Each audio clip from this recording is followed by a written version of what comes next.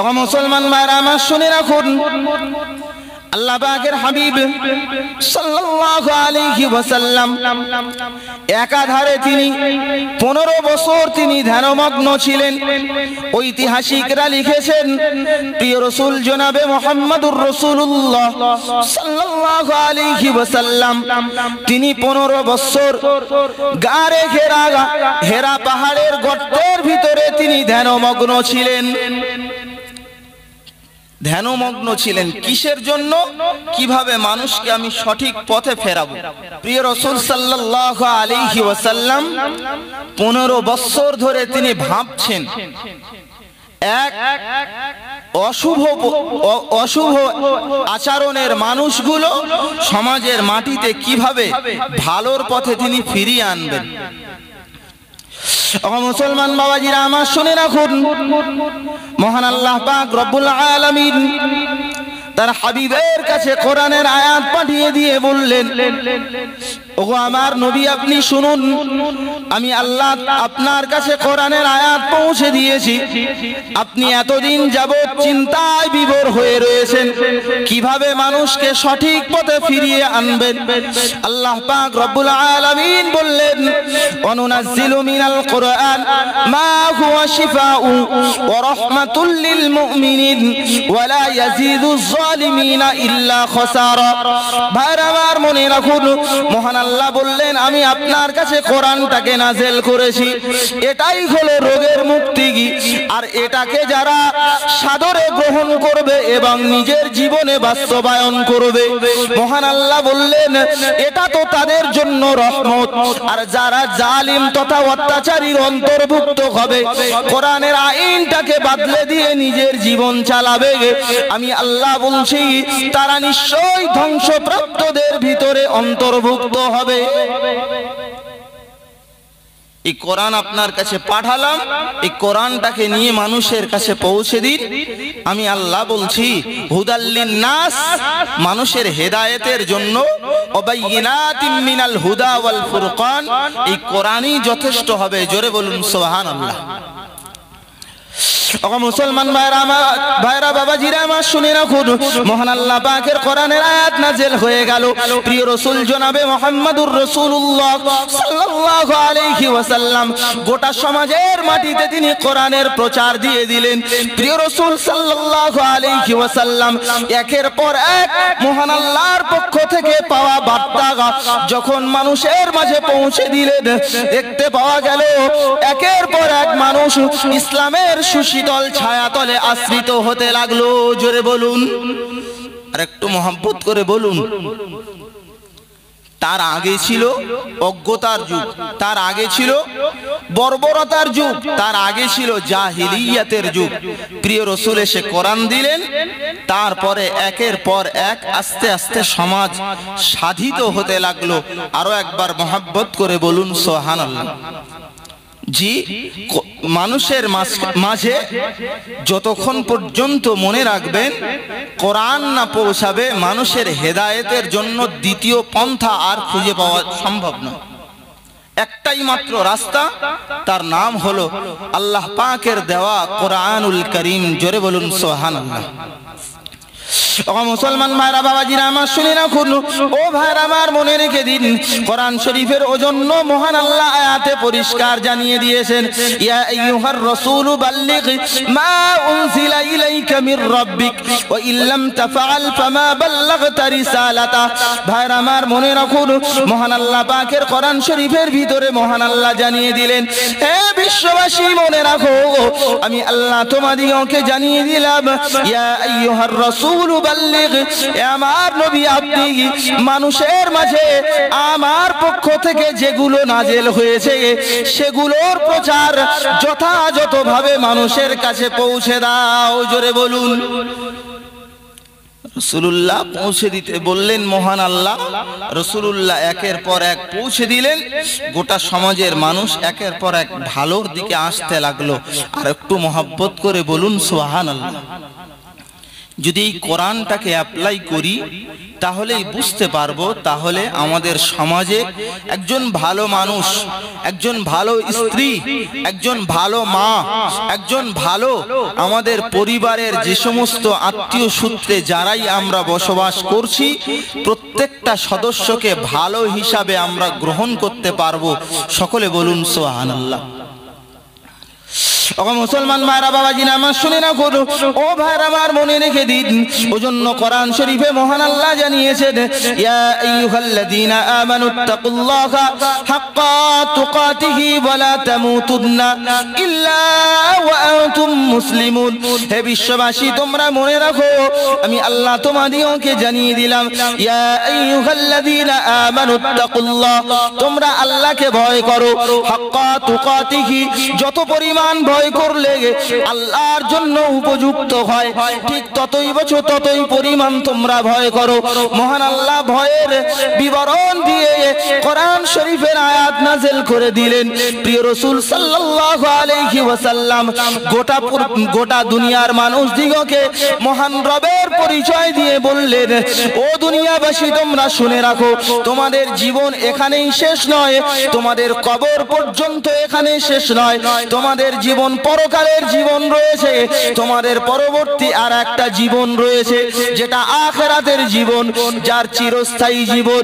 মহান আল্লাহ পাকের রাসূল বোঝাতে চেয়েছেন, তোমরা সেই আল্লাহকে দেখে ভয় করো, কারণ তোমরা যা কিছু করো সবগুলো মহান আল্লাহ দেখতে পান। জোরে বলুন সুবহানাল্লাহ। তোমরা যা করো সেগুলো মহান আল্লাহ দেখতে পান। ভাই, আল্লাহর ভয়ের ব্যাপারে মহান আল্লাহ কোরআনের আয়াত নাযিল করলেন।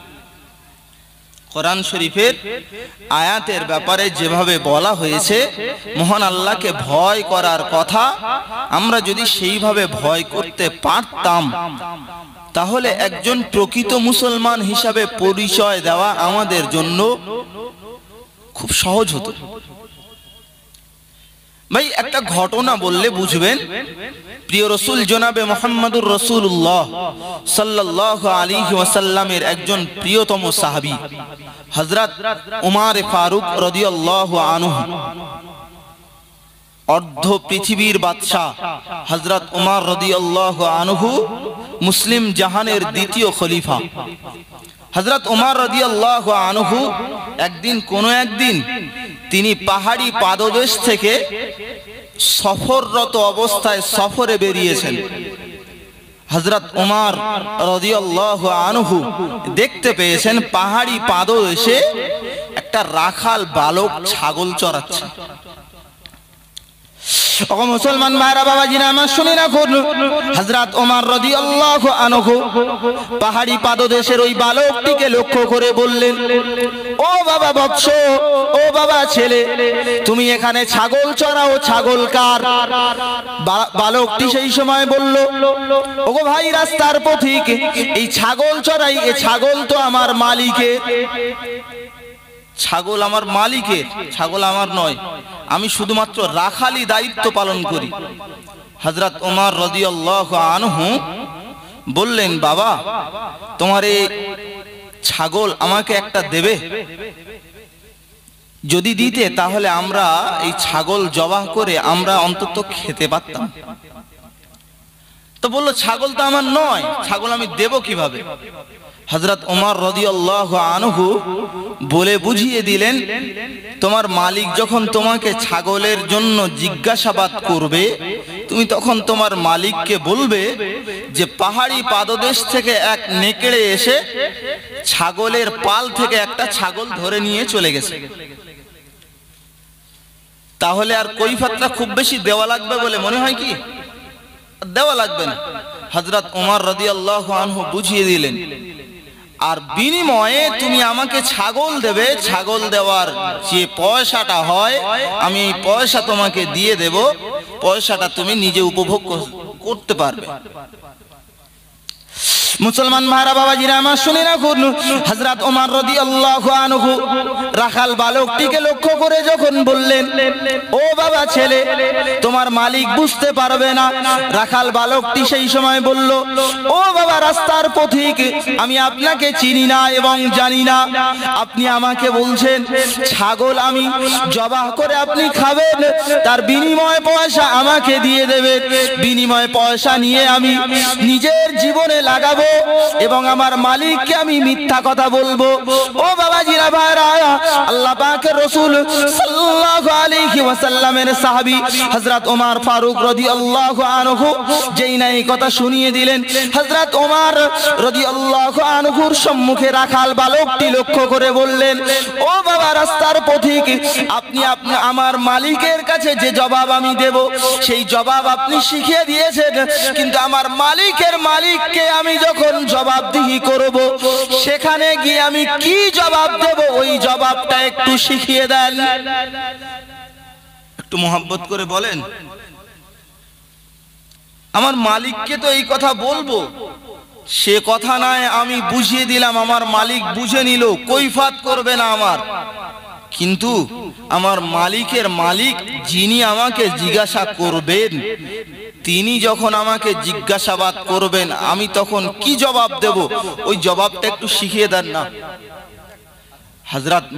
হযরত ওমর রাদিয়াল্লাহু আনহু যেন অত্যন্ত হতচৈতন্য, অত্যন্ত ভাবনা চিন্তায় পড়ে গেলেন।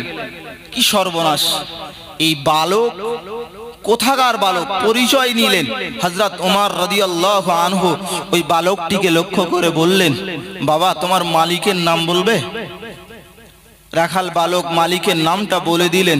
মালিকের কাছে গিয়ে বললেন যে তোমার ওই রাখাল বালকটা আমার কাছে বিক্রি করো।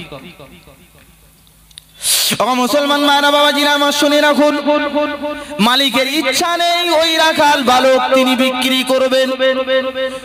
হযরত ওমর রাদিয়াল্লাহু আনহু মুসলিম জাহানের দ্বিতীয় খলিফা, যেহেতু তিনি আবদার করেছেন ওই মালিককে তিনি ক্রয় করবেন, হযরত ওমর রাদিয়াল্লাহু আনহুর কথা অনুযায়ী মালিককে তিনি বিক্রি করে দিলেন। হযরত ওমর যত উপযুক্ত পয়সায় তিনি ক্রয় করে নিলেন। হযরত ওমর রাদিয়াল্লাহু আনহু ক্রয় করে নিয়ে যাওয়ার পরে হযরত ওমর তার মাথায় হাত রেখে বললেন, বাবা বৎস, মনে রাখো তোমার ভিতরে খৌফে এলাহি রয়েছে, তোমার ভিতরে আল্লাহর ভয় রয়েছে, তোমার ভিতরে আল্লাহর ভয় উপযুক্ত রয়েছে, সেহেতু তোমার ছাগল চড়াবার কাজ নয়। আমি ওমর তোমাকে বলছি তুমি আল্লাহর দ্বীনের কাজ করো, তোমার দ্বারাই মহান আল্লাহ দ্বীনের কাজ নেবেন। জোরে বলুন সুবহানাল্লাহ। খৌফে ইলাহি রয়েছে, তোমার দ্বারাই আল্লাহ দ্বীনের কাজ নেবেন। এটা তাকবীর দেন, নারে তাকবীর, নারে তাকবীর। শেখ মুফতি সাহেব হুজুর কিবলা, আমিরুশ শরিয়ত মুফতি সাহেব হুজুর কিবলা, নারে তাকবীর। বাংলার সর্বপ্রথম হজ ও Umrah service centre Al Amin tour and travels প্রায় 3 যুগ ধরে আপনাদের সেবায় নিয়োজিত। স্বল্প খরচে সুন্দর পরিষেবায় ওমরা জিয়ারতের জন্য আজই যোগাযোগ করুন।